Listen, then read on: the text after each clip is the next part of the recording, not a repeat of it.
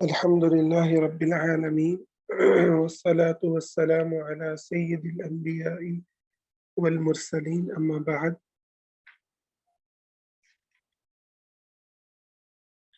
آج جو باب ہے باب نمبر 33 ہے اور اس کا عنوان ہے باب الماء الذي يغسل به شعر الانسان، پانی کا حکم جس میں انسان کے انسانی بال دھوئے گئے ہوں۔ تو اس باب میں امام بخاری نے جو پانی کے کچھ احکام کو ذکر کیا ہے اور اپنی رائے اس کے اندر جو ہے وہ انہوں نے پیش کی ہے۔ وہ کہتے ہیں وَكَانَ عَطَاءٌ لَا يَرَى بِهِ بَأْسًا أَنْ يُتَّخَذَ مِنْهَا الْخُيُوطُ وَالْحِبَالُ، کہ عطا جو تھے وہ انسانی بالوں سے رسیاں بنانے میں کوئی حرج نہیں سمجھتے تھے، اور علماء نے اس کی وضاحت میں لکھا ہے کہ حج کے مواقع پر جب بہت زیادہ جہاں انسانی اجتماع ہوتا تھا وہاں بسا اوقات بال جو ہیں وہ جمع ہو جاتے تھے انسانی، تو اس سے کوئی اس کو استعمال میں لانے کو حضرت عطا جو ہیں یہ تابعی ہیں، یہ اس چیز کو اس میں حرج نہیں سمجھتے تھے۔ تو یعنی اس کو انسانی بال جو ہے اس کے اندر ایک پوری بحث ہے کہ کیا وہ انسانی جسم سے الگ ہونے کے بعد پاک رہتے ہیں یا ناپاک ہو جاتے ہیں۔ تو صحیح بات یہ ہے کہ انسانی جسم سے الگ ہونے کے باوجود انسانی بال جو ہیں وہ پاک ہوتے ہیں، ناپاک نہیں ہوتے، کیونکہ ان کے ناپاک ہونے کی کوئی دلیل نہیں ہے۔ البتہ انہیں استعمال کرنا یہ انسانی تکریم کے خلاف ہے، جیسا کہ علماء احناف نے بھی وضاحت کی ہے، شیخ ابن عثیمین نے بھی اسی رائے کو اپنایا ہے۔ تو انسانی بالوں کو بیچنا، جیسے آج کل یہ جو ہے گلیوں میں لوگ خریدتے پھرتے ہیں، یہ درست نہیں ہے، انسان کی تکریم کے خلاف ہے کہ اللہ تعالیٰ نے انسان کو بڑا ہی مکرم اور معزز بلند درجے پر فائز فرمایا ہے۔ تو اس لیے اس کے استعمال کرنا درست نہیں ہے۔ آگے امام بخاری نے اسی طرح ایک اور رائے دی ہے، وہ کہتے ہیں وَسُؤْرِ الْكِلَابِ وَمَمَرِّهَا فِي الْمَسْجِدِ، کہ جو کتے ہیں ان کا جو جھوٹا ہے اور اسی طرح مسجد میں وہ جہاں سے گزرتے ہیں، تو یہ جو جگہ ہے اور ان کا جو جھوٹا ہے، امام بخاری کی رائے ہے کہ یہ ناپاک نہیں ہوتا، اس سے پانی پاک رہتا ہے۔ اور انہوں نے اپنی اس موقف پر ایک اور امام زہری، جو بہت بڑے محدث ہیں، ان کے قول کو ذکر کیا ہے کہ وہ فرماتے ہیں وقال الزہری اذا ولغ الکلب فی اناء لیس له وضوء غیرہ یتوضأ بہ، اگر کتا کسی پانی میں منہ ڈال جائے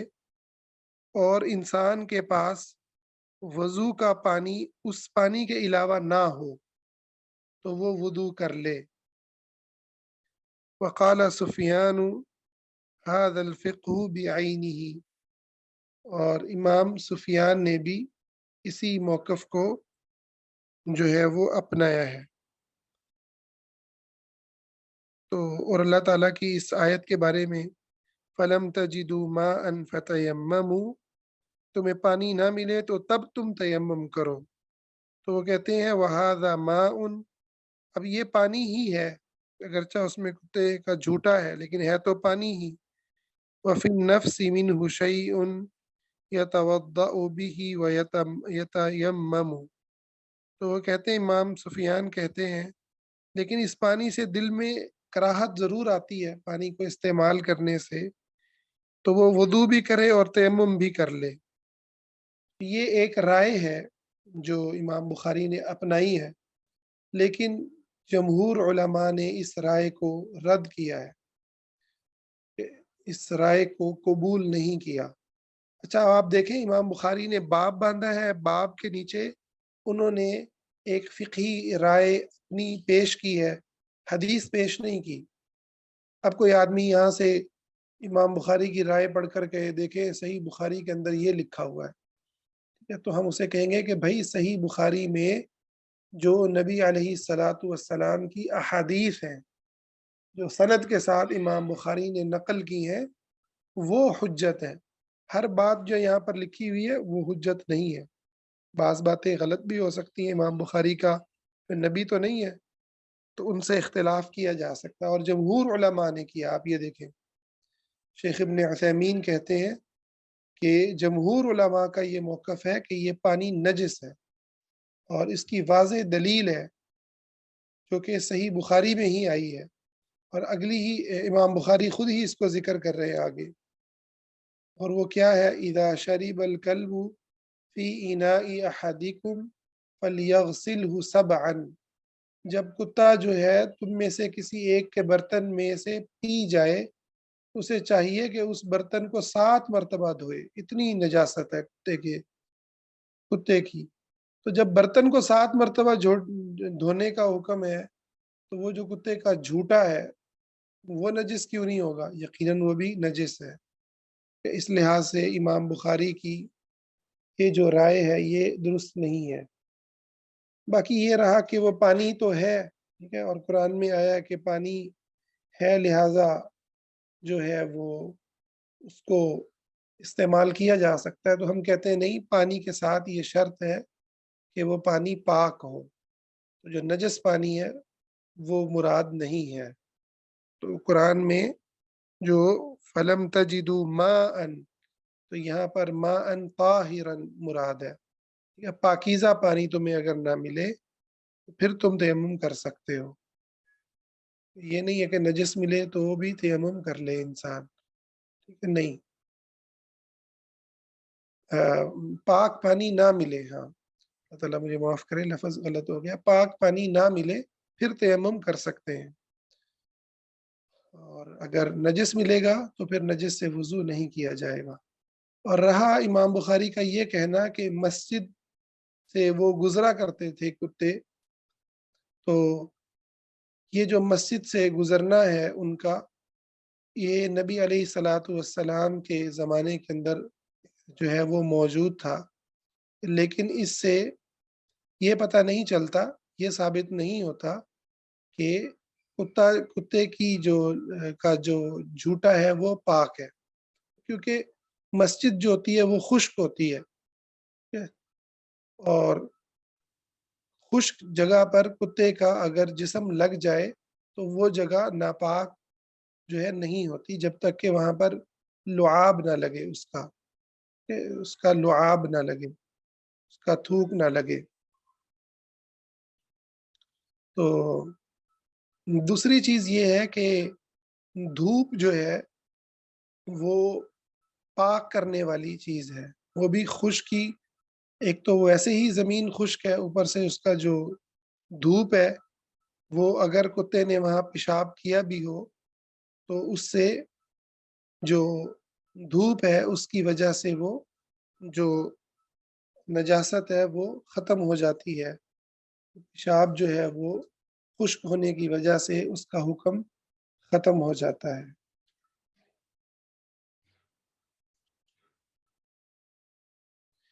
تو یہی جو ہے وہ درست موقف ہے۔ اس کے بعد امام بخاری نے جو بالوں کا ذکر کیا ہے کہ بال جو ہے انسانی وہ پاک ہیں، یہ ان کا صحیح موقف ہے، اس پر وہ ایک حدیث لے کر کے آئے ہیں جس کے راوی جو ہیں ابن سیرین ہیں، وہ روایت کرتے ہیں، وہ کہتے ہیں کہ میں نے عبیدہ سلمانی سے کہا کہ ہمارے پاس نبی کریم صلی اللہ علیہ وسلم کے جو ہیں بال مبارک ہیں، मुए मुबारक हैं जो हमें हज़रत अनस या उनके अहले खाना की तरफ से मिले हैं। इस पे हज़रत उबैदा ने कहा, अगर मेरे पास इनमें से एक बाल भी होता तो मुझे दुनिया व मा फीहा से ज़्यादा महबूब होता। सुभान अल्लाह। हज़रत अनस और हदीस के रावी हैं, फरमाते हैं अन्न नबी सल्लल्लाहु अलैहि वसल्लम लम्मा हलक़ रअसहु, कि हुजूर अलैहिस्सलाम ने जब अपने सर को मुंडवाया, कान अबू तलहा अव्वल मन अखज़ मिन शिअरिही, तो अबू तलहा वो पहले सहाबी थे, आपके पहले साथी थे जिन्होंने आपके सबसे पहले बाल मुबारक लिए। तो नबी सल्लल्लाहु अलैहि वसल्लम के बाल मुबारक जो हैं उनका तबर्रुक ये तो आपके साथ ख़ास है, उनसे तबर्रुक लेना, जैसा कि जो है अहादीस के अंदर आता है कि आपके बालों को एक सहाबिया ने संभाल कर रखा था। उम्मे सलमा ने, उम्मुल मोमिनीन उम्मे सलमा ने उन्हें संभाल के रखा था और उनके पास एक खूबसूरत चांदी की डिबिया में महफूज थे। तो जब कोई मरीज जिसे बुखार होता या बदनजरी होती तो आप उसको पानी के अंदर वो बाल जो है, बाल मुबारक उस पानी में हिलाती और उसको वो पानी दे देती, अल्लाह के हुक्म से उसको शिफा मिल जाती। तो जो तबर्रुक है वो तो हुजूर अलैहिस्सलातु वस्सलाम के साथ खास है, किसी और के लिए ये तबर्रुक नहीं है। अलबत्ता इससे एक और बात पता चलती है कि इंसानी जो बाल हैं वो नापाक नहीं होते। ये आम है, हर इंसान के जो बाल हैं, जिस्म का कोई हिस्सा भी वो नापाक नहीं होता, चाहे इंसान जिंदा हो चाहे वो मुर्दा हो। इंसान का जो जिस्म है वो पाक है, ताहिर है, नजिस नहीं है। इसके बाद अगला बाब है, बाबुन इज़ा शरिबल कल्बु फी इना फी इनाई अहदिकुम फलयग़सिलहु सबअन। फरमाते हैं जब कुत्ता पानी में से पी ले तो बर्तन 7 मरतबा धो। यही हदीस हम अभी पीछे इसके बारे में बात कर रहे थे। इसी से पता चलता है कि पानी भी नापाक है उस बर्तन के अंदर, सिर्फ बर्तन नहीं नापाक। तो इस हदीस के रावी अबू हुरैरा रदी अल्लाह तआला अन्हु हैं। वो फरमाते हैं न रसूल अल्लाह सल्लल्लाहु अलैहि वसल्लम क़ाल, आप सल्लल्लाहु अलैहि वसल्लम ने फरमाया, इज़ा शरिबल कल्बु फी इनाई अहदिकुम फलयग़सिलहु सबअन, जब कुत्ता तुम में से किसी एक के बर्तन में से पिए तो उसे चाहिए कि उसको 7 मरतबा धोए। तो इस हदीस से कुत्ते के जूठे की जो नजासत है और बर्तन की नजासत का भी हमें जो है वो पता चलता है। इसके बाद इमाम बुखारी कुछ ऐसी रिवायात लाए हैं जो उन्होंने अपने मौक़िफ़ के हक में दी हैं, लेकिन उन रिवायात से उनका मौक़िफ़ साबित नहीं होता, तो हम वो भी पढ़ लेते हैं। अगली रिवायत के रावी भी अबू हुरैरा रदी अल्लाह तआला अन्हु हैं। वो रिवायत करते हैं कि नबी सल्लल्लाहु अलैहि वसल्लम ने बयान फरमाया,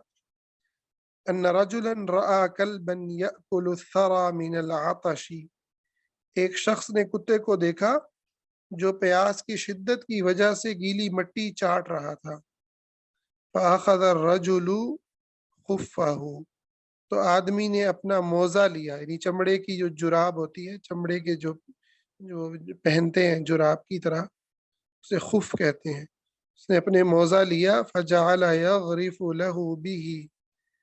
और उसमें पानी भर भर के उसको पिलाया, हत्ता अरवाहु, यहाँ तक कि वो खूब उसने पानी पी लिया। फ़शकर अल्लाहु लहू, अल्लाह ने उसके उस अमल की कदरदानी फरमाई। फ़अदखलहुल जन्नह, और उसे जन्नत में दाखिल फरमाया। यही अल्फाज एक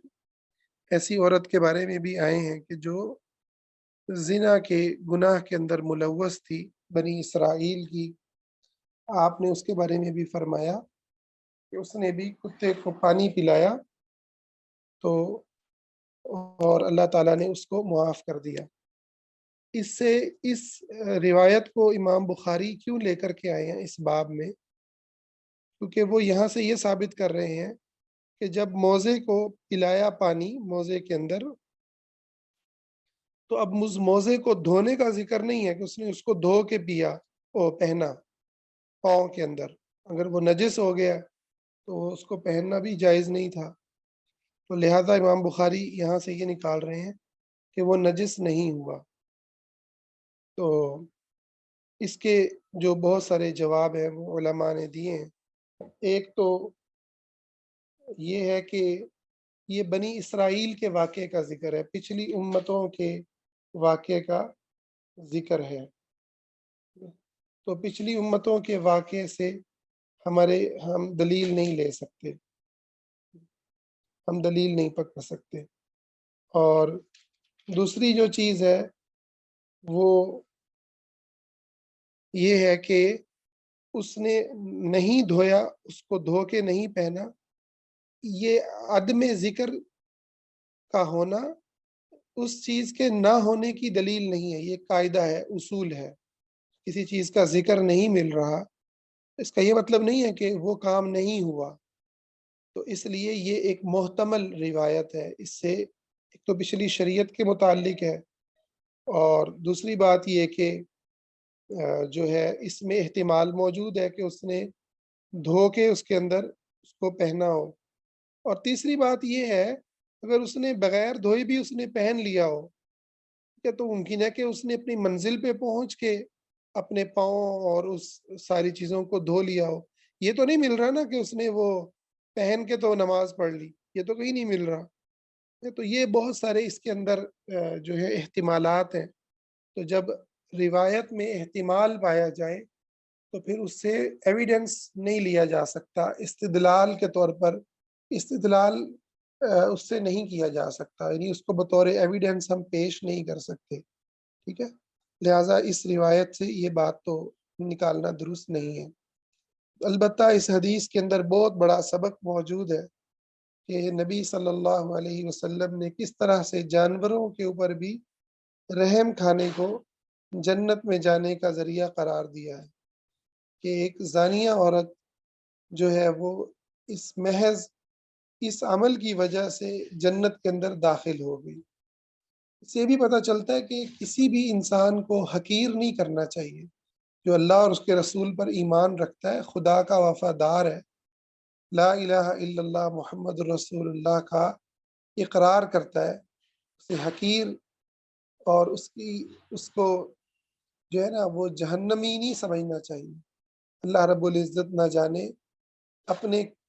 وفادار انسان کے کس عمل کو دیکھتے ہوئے اسے معاف فرما دیں۔ البتہ اس کا یہ مطلب بھی نہیں ہے کہ اللہ کے دشمنوں کو، اللہ کے باغیوں کو، اللہ کے ساتھ کھلا کفر کرنے والوں کو، اللہ کا بیٹا قرار دینے والوں کو، اور نبی صلی اللہ علیہ وسلم کی رسالت کا انکار کرنے والوں کو، آپ کی ختم نبوت کا انکار کرنے والوں کو ہم کہیں چونکہ وہ بھی جو ہے کوئی نہ کوئی تو نیک عمل کرتے ہوں گے، تو ان کی بھی جو ہے نا وہ اللہ تعالیٰ معافی فرما دے گا۔ اللہ نے واضح فرمایا ہے کہ جو لوگ کفر کریں گے ان کا انجام جہنم ہے، ان کا انجام جہنم ہے۔ ہاں کسی کو دعوت نہیں پہنچی ایک الگ معاملہ ہے، لیکن ہمارے لیے حکم کیا ہے کہ ہم ان لوگوں سے برات کریں، ان لوگوں سے علیحدہ ہو جائیں جو اللہ کے ساتھ کفر کرنے والے ہیں، اور ان کو اللہ کے دین کا واضح پیغام پہنچائیں۔ انسانیت کے فلسفے ہیومنزم کے نام پہ ساروں کو سمجھنا سارے ہی صحیح ہیں، سارے ہی جنت میں جا سکتے ہیں، یہ اسلام کی سچائی کا انکار کرنا ہے۔ جنت میں جانے کا واحد راستہ جناب محمد مصطفیٰ صلی اللہ علیہ وسلم پر ایمان لانے کا۔ تو البتہ جو مسلمان گناہ گار ہیں، ان میں میں اور آپ بھی شامل ہیں، تو کسی کے گناہ چھپے ہوئے ہیں، کسی کے گناہ ظاہر ہیں، تو ان کے بارے میں نہ انہیں مایوس کرنا چاہیے نہ خود مایوس ہونا چاہیے۔ اللہ رب العزت نہ جانے کس گناہ کو جو ہے وہ کسی نیکی کی وجہ سے معاف فرما دے اور کسی نیکی کی بدولت جہنم سے محفوظ فرما دے۔ تو لیکن اس کا یہ مطلب بھی نہیں ہے کہ انسان گناہوں پر اپنے آپ کو قائم رکھے۔ گناہوں کی نحوست انسان کو مل کے رہتی ہے، اگر وہ توبہ نہ کرے تو دیکھو قبر کا عذاب گناہوں کی وجہ سے ہی ہے، حشر کی سختیاں گناہوں کی وجہ سے ہی ہوں گی، جنت کے بلند درجوں سے محرومی گناہوں کی وجہ سے ہی ہوگی، جہنم میں گرنا بھی ہو سکتا ہے کہ کچھ عرصے کے لیے انسان جہنم میں گر جائے۔ تو یہ جو بھی مشکلات ہیں قبر کی، حشر کی، جہنم کی، پل صراط کی، یہ چھوٹی چیزیں نہیں ہیں، اس لیے گناہوں کو چھوٹا نہیں سمجھنا، البتہ گناہوں پہ نہ مایوس بھی نہیں ہونا، بس اللہ سے اپنے گناہوں کی استغفار طلب کرنی ہے۔ اچھا، اگلی روایت پھر ایک اور لائے ہیں اور اس سے بھی انہوں نے استدلال کیا ہے، اور اس روایت کے راوی عبداللہ بن عمر ہیں، وہ فرماتے ہیں کانت الکلاب تبول وتقبل وتدبر في المسجد في زمان رسول الله صلی اللہ علیہ وسلم فلم يكونوا يرشون شيئا من ذلك۔ وہ فرماتے ہیں کہ نبی صلی اللہ علیہ وسلم کے زمانے میں کتے مسجد میں آتے جاتے تھے اور بسا اوقات وہ پیشاب بھی کر دیا کرتے تھے، تو صحابہ وہاں پر کسی جگہ پر پانی نہیں چھڑکتے تھے۔ تو اب اس کا جو جواب شیخ ابن عثیمین نے دیا ہے وہ یہ دیا ہے، نمبر ایک امام ابن حجر نے دیا ہے، انہوں نے فرمایا کہ یہ معاملہ ابتدائے اسلام کے وقت تھا، ٹھیک ہے، یعنی ابتدائے امر میں تھا، جب جو ہے وہ دین کے تمام احکام نہیں اترے تھے، لیکن بعد میں جو ہے یہ معاملہ نہیں رہا۔ ایک تو یہ جو ہے وہ دلیل پیش کی ہے، اور دوسری چیز یہ پیش کی ہے کہ جو شیخ ابن عثیمین نے استدلال کیا ہے کہ مسجد نبوی میں دھوپ جو ہے وہ آتی تھی، تو وہاں اگر کوئی پیشاب کر بھی جاتا تھا تو اس کے وہ جو ہے خشک ہو جاتا تھا۔ ہم جانتے ہیں کہ مکہ اور مدینہ ان علاقوں کے جو موسم ہے وہ گرم موسم ہے، تو اس صورت کے اندر جو ہے وہ وہاں پر جو ہے وہ خشک ہو جاتا تھا، اس وجہ سے پانی نہیں ڈالا جاتا تھا۔ تیسری چیز یہ ہے جو بڑا مضبوط استدلال ہے کہ حدیث میں لفظ ہے کہ پانی کو چھڑکا نہیں جاتا تھا، رش کہتے ہیں پانی کے چھینٹے دینا، تو کہتے ہیں اس سے یہ ثابت نہیں ہوتا کہ انہیں اس جگہ کو دھویا نہیں جاتا تھا، جیسا کہ روایت میں آتا ہے کہ ایک بدو آیا اور اس نے پیشاب کر دیا تو آپ صلی اللہ علیہ وسلم نے پانی کا ڈول وہاں پر ڈالنے کا حکم دیا، تو وہ کہتے ہیں کہ یہ جو چھینٹے مارنے کی نفی ہے، یہ چھینٹے مارنے کی نفی ہے، تو اس چیز کا احتمال موجود ہے کہ صحابہ اگر وہاں پیشاب جو ہے وہ موجود ہو تو صحابہ اس کے اوپر پانی ڈالتے ہوں، ٹھیک ہے، اس کے اوپر پانی ڈالتے ہوں۔ تو یہ سارے احتمالات کی روشنی میں اس کو دلیل نہیں بنایا جا سکتا کہ کتے کا جو پیشاب ہے یا اس کا جو لعاب ہے وہ ناپاک نہیں ہے، بلکہ صحیح بات یہ ہے کہ وہ ناپاک ہے۔ اس کے بعد جو ہے امام بخاری ایک اور روایت کو لے کر کے آئے ہیں، اور اس کے راوی عدی بن حاتم ہیں، اور عدی بن حاتم جو ہے، اس روایت کو ہم کل پڑھتے ہیں، اس روایت کے اوپر کافی تفصیلی بحث ہے، اس کو انشاءاللہ ہم کل پڑھتے ہیں یہاں سے۔ تو اس سے یہ پتہ چلتا ہے کہ امام بخاری رحمہ اللہ کہ کو ہم کوئی نبی نہیں سمجھتے، ٹھیک ہے، اور ان کی جو مواقف ہیں، آپ دیکھیں حضرات صحابہ سے بھی بعض ایسے موقف ہوئے ہیں کہ جس میں وہ کمزور ہو گئے، ایک ان کے ان میں سے کسی ایک کا موقف کمزور تھا، دوسرے کا موقف جو ہے مضبوط تھا، کہ بسا اوقات بعض کے موقف کو تو بہت سخت حدیث میں الفاظ میں رد کیا گیا ہے، جیسا کہ سیدنا امیر معاویہ رضی اللہ تعالیٰ عنہ کا معاملہ ہے۔ تو ان کے جو حضرت علی رضی اللہ تعالیٰ عنہ سے ان کا جو اختلاف ہوا، تو اس میں حضرت علی حق پر تھے اور حضرت امیر معاویہ جو تھے وہ حق پر نہیں تھے۔ تو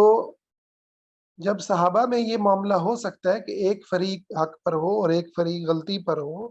باوجود کہ سب کے سب رضی اللہ عنہم ہیں، سب کے سب ہمارے بزرگ ہیں، سب کے لیے ہم اچھا گمان رکھتے ہیں، اللہ سے سب کے لیے دعا گو ہیں، لیکن اس کے باوجود اگر وہ غلط ہو سکتا ہے ان میں کسی کا موقف، تو امام بخاری کا بھی کوئی موقف غلط ہو سکتا ہے۔ امام بخاری کی اصل جو حجت ہے وہ انہوں نے جو روایات پیش کی ہیں، وہ روایات کی اہمیت ہے جو انہوں نے سند کے ساتھ